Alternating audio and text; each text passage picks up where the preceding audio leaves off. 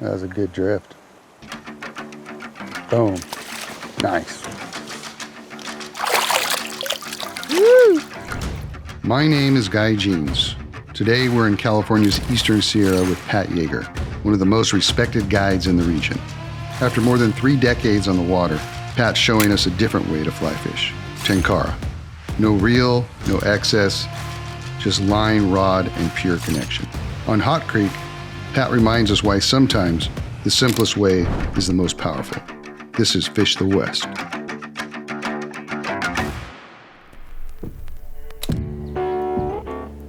I started in 1995 in the Mammoth Lakes area, surrounded by very, very good guides.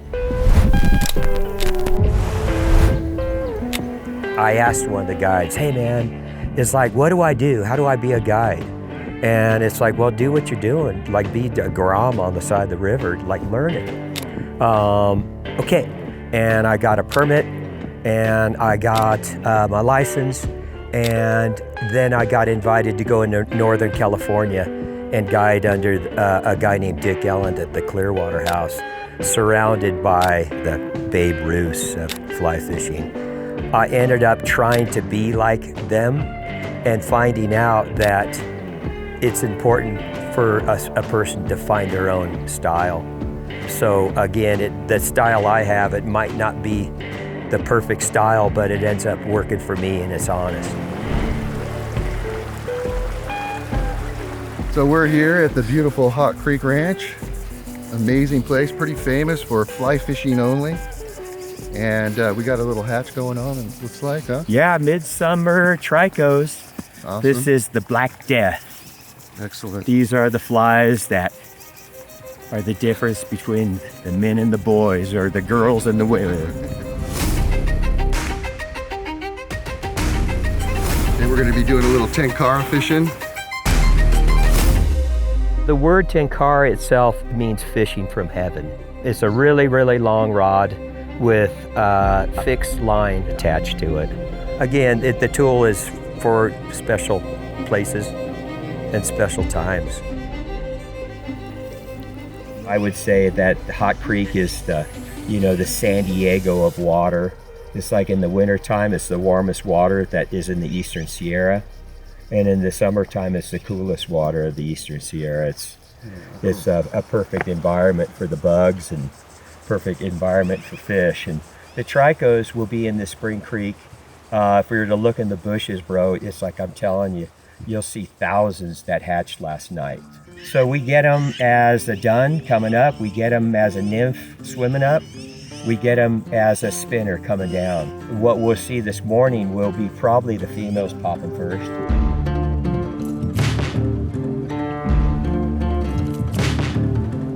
So what we use with a Tenkara rod is like we have a 13-foot rod. Yeah. Really delicate. I mean, the end of the rod, Guy, is like, as thick as pencil lead. Uh-huh. So this allows us to throw a 20-foot leader. That's way cool. And the beautiful part about throwing weightless is that it allows the flies to hit the water like a flower petal might fall off a flower. It's very, very light. So one of the things that I'm finding out with Tenkara fishing is there is no reel. It's just a line attached to the end of the fly rod. You're kind of limited on how far you can cast, but I'm not sure if that's a disadvantage or an advantage, just when it comes to the drift and drifting the flies to the fish, that sort of thing. So I'm excited to find out about that. I'm telling you this, if you get a Tenkara rod and you ended up putting an empty Coke can, you could hardly lift it off the ground. It doesn't really have a lot of power, lifting power. But if you were to actually lower the rod and bend it the right way, you could land fish really easily. So with that said, it really helps with the tippet, fragile tippets. So light line, it's really a great tool for it. And for casting delicate flies, I think in my mind, it's one of my favorite tools. If I go to a Spring Creek, I will have a Tenkara rod in my pocket.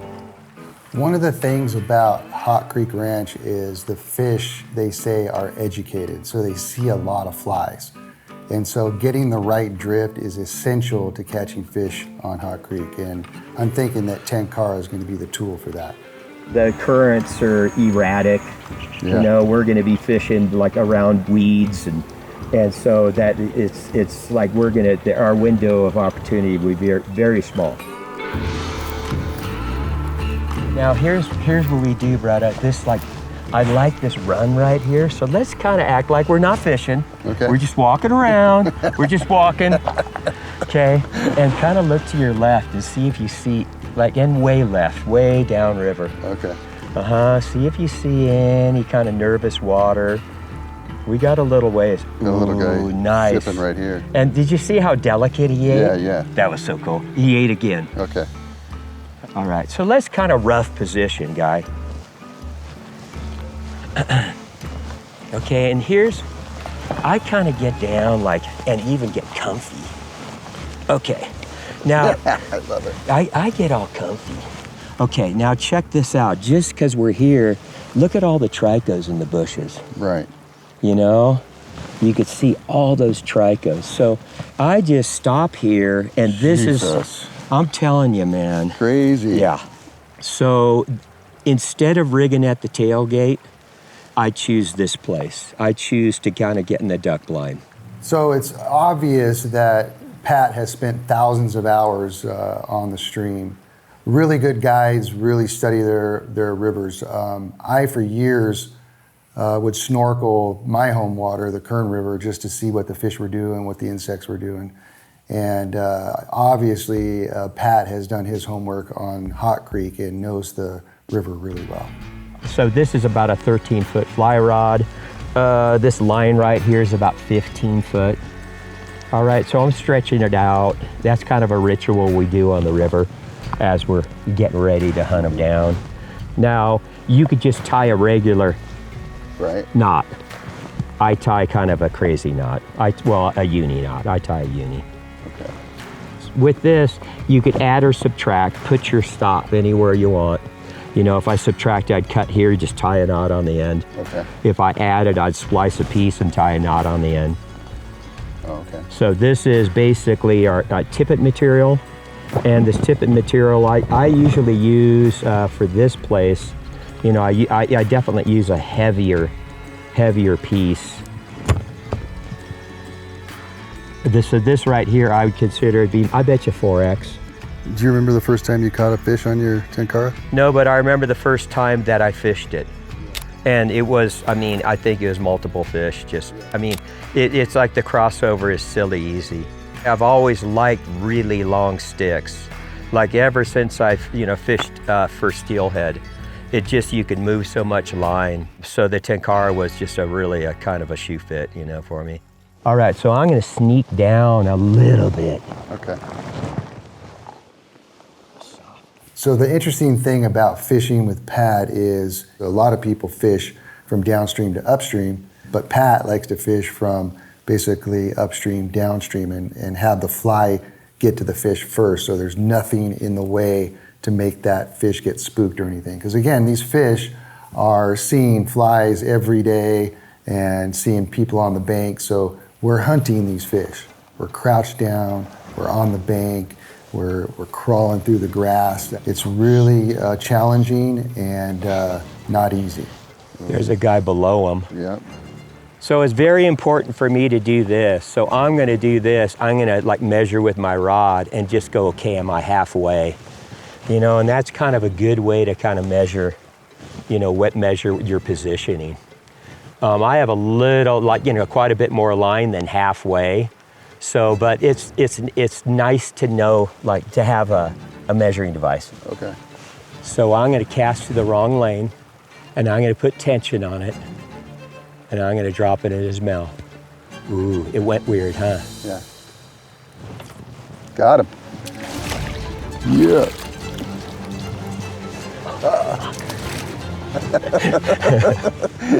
He wanted it. Mm-hmm. Okay, so there's a couple things that I did, okay?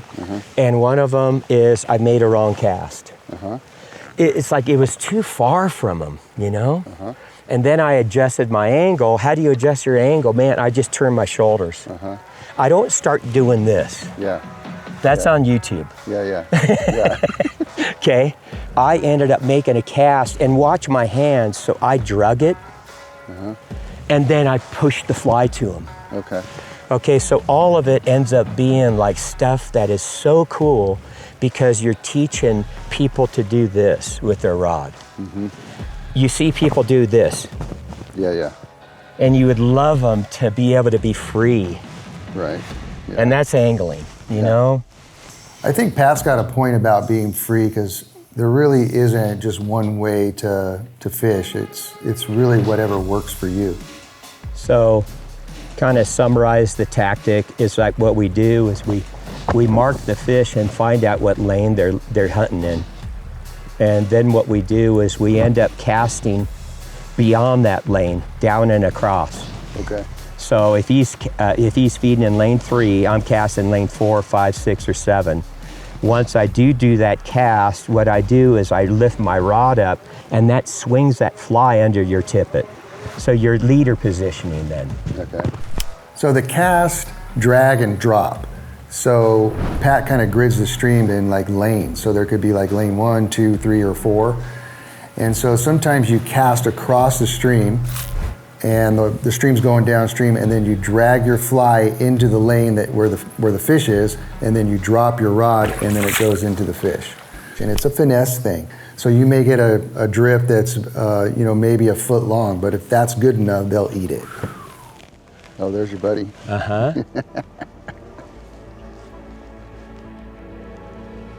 There it is. Yeah. That was pretty sick. Oh. You know, the fun thing about fishing with Pat, it's not even about landing the fish, it's about hooking the fish. And if it comes off, oh well, but it's just that super fun game of just trying to hook that fish. Okay, so now it's my turn. So I'm gonna get on the Tenkara and I'm gonna see if I can do this cast, drag, and drop technique. Here we go. Still a little long, huh? Now that fish that we just passed, there's one. Set. First drift. Okay. Did I break them off? No, okay. Okay.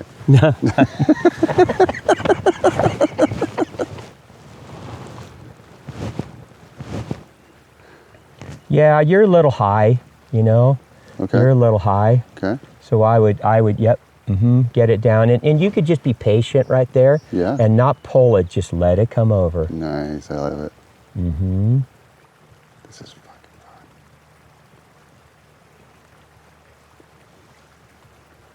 A little wide. Okay. Got an easy one there.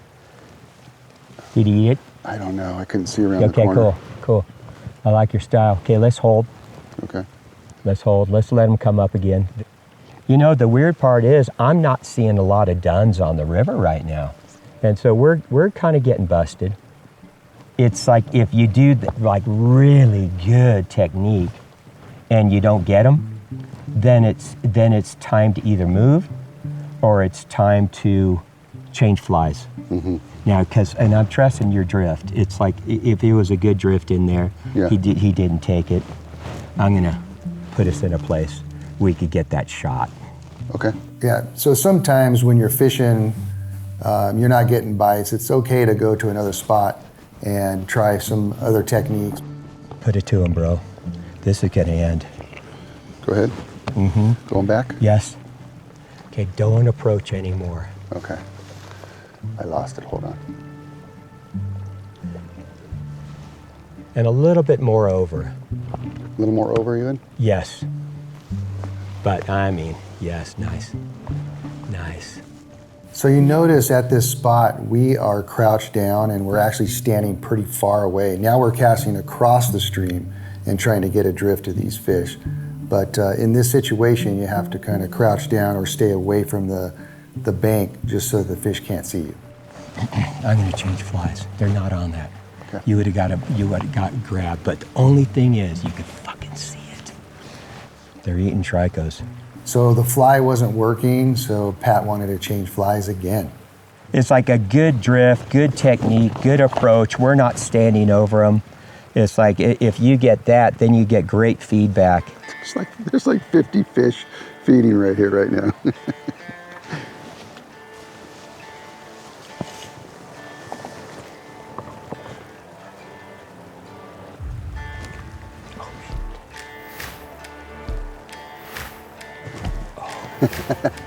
See him eat that? Yeah, there it is.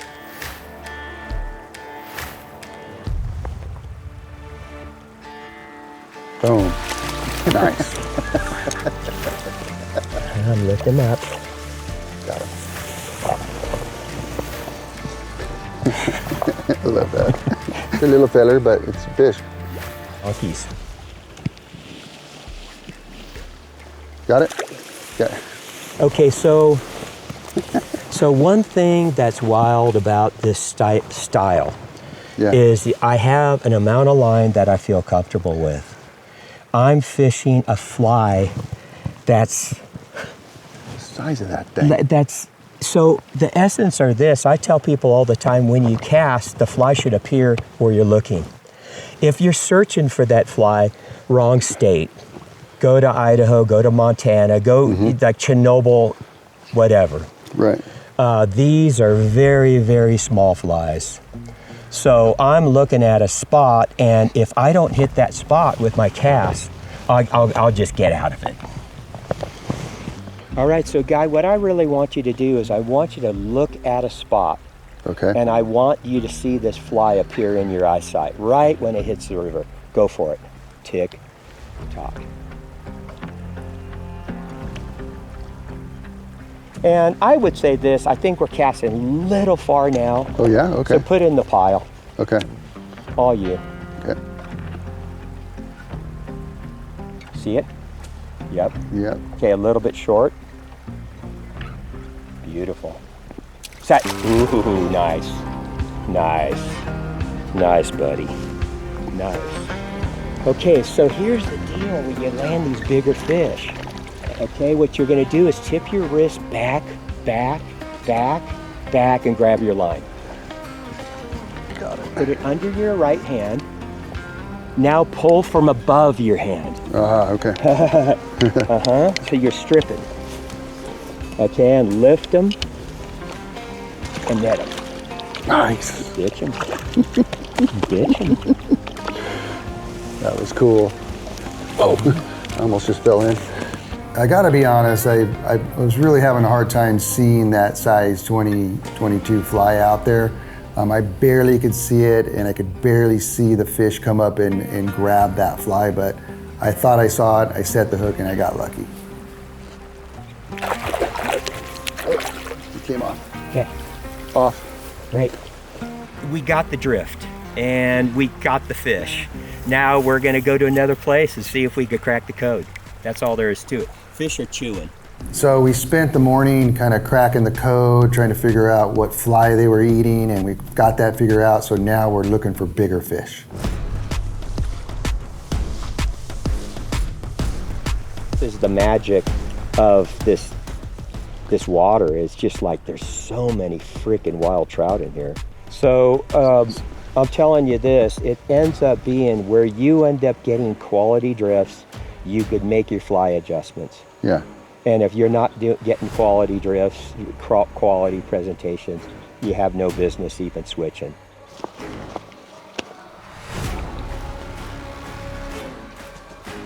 Now, you see how you're dropping your rod tip? Just keep it up. On the next one,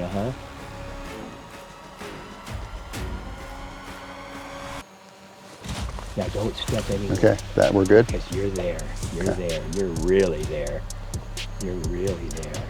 That dude bonked it with his face. Oh shit, they're on it. See? So as we're fishing, there are bugs everywhere. It's crazy. See, it's different now, isn't it? That's a good one. Yeah. That's a good one. Angling like we do. Okay.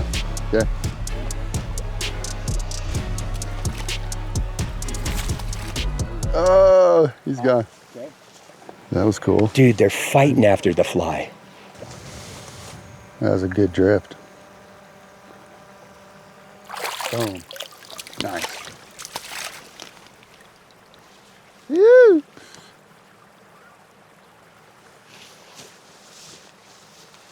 course, he went right into the. There he is. Oh, that's a nice fish. Got him. Oh no, I didn't. Where is he? Oh, got him. Hi, buddy. Let me get this little earring out. He's mad at us, isn't he? Cool. All right. You get out of here, okay? You get out of here. Woo! Sweet. You know, over the years, I've talked to different people, different anglers about Tenkara fly fishing, and some people love it, and some people think it's weird or whatever. And you know, like Pat says, you know, it's just another tool to add to your arsenal when you're out there fishing. It's a super fun way to fish spring creeks for sure. Just try it sometime. It's a lot of fun. Okay, Guy. When you pulled into Hot Creek yesterday, you saw fish rising. It's the dude that dares to be different, baby. It is, man. You know, it's like big giant flies. Everybody thinks that they've always been in the fly shop. They haven't. It's the guy that dares to be different and do stuff that nobody does. And you know this as well as I do. I've seen it with every type of fishing, whether it be, you know, saltwater for big tunas. You just go, this ain't working. I'm gonna tweak this. The thing I've always wanted to do is to be, again, a specialist at something that might not be conventional. Ooh, that's a big Yeah! one. That's a big one. He came all the way across that. Did you see that? Uh-huh. Woo! That was awesome. When I did start, it ended up being, like you said, to somebody like, hey, I'm going to be a fly fishing guide. And they basically would laugh out loud and say, like, it's like, that's like being a guitar player in a coffee shop. Just like, are you going to like raise family, and are you just going to hang out in a trailer? And some way, somehow, we made a life out of it. And we're able to put food on the table, raise kids, be where we want to be. It's the American dream. We are so lucky. Yeah, buddy. Yeah, Guy, look how pretty he is, man. That's a pretty wild rainbow. Woo! Thanks, buddy. Nice job. Yeah, man. That was awesome.